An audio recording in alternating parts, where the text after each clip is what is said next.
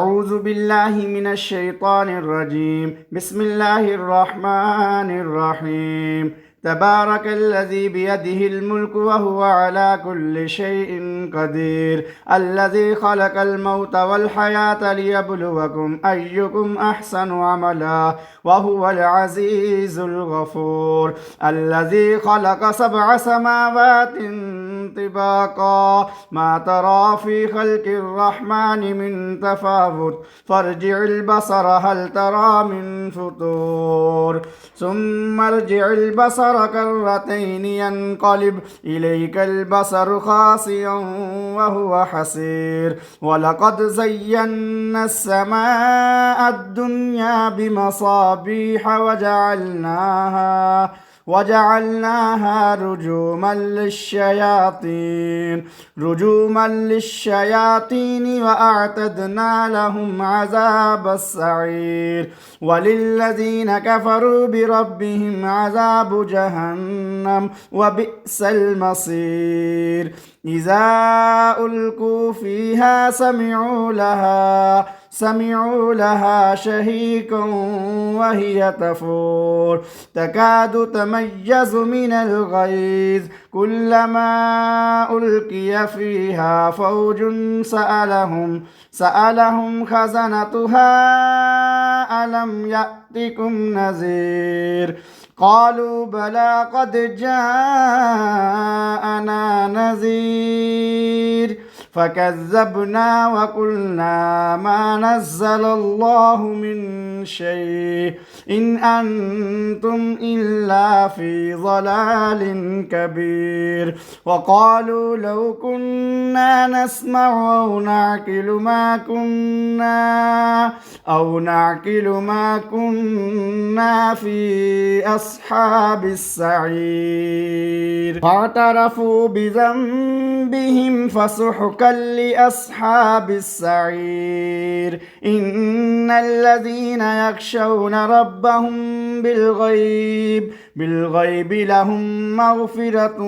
وأجر كبير وأسروا قولكم أو اجهروا به إنه عليم بذات الصدور ألا يعلم من خلق وهو اللطيف الخبير هو الذي جعل لكم الأرض ذلولا فامشوا في مناكبها وكلوا من رزقه وإليه النشور أأمنتم من في السماء أن يكسف بكم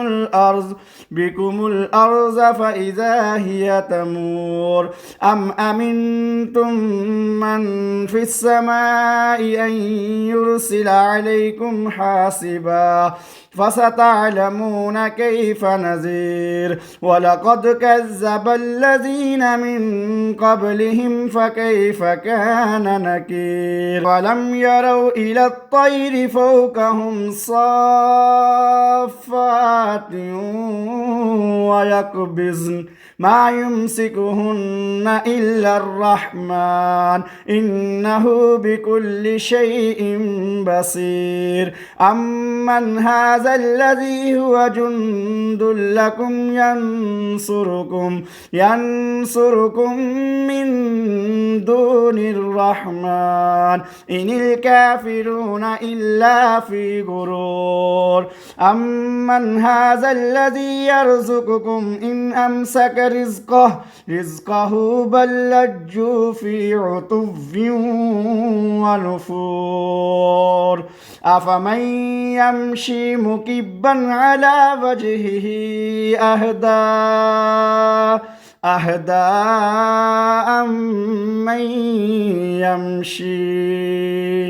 أمن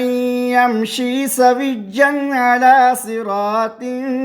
مستقيم قل هو الذي أنشأكم وجعل لكم السمع والأبصار قل هو الذي أنشأكم وجعل لكم السمع والأبصار والأفئدة قليلا ما تشكرون قل هو الذي زرأكم في الأرض وإليه تحشرون ويقولون متى هذا الوعد إن كنتم صادقين قل إنما العلم عند الله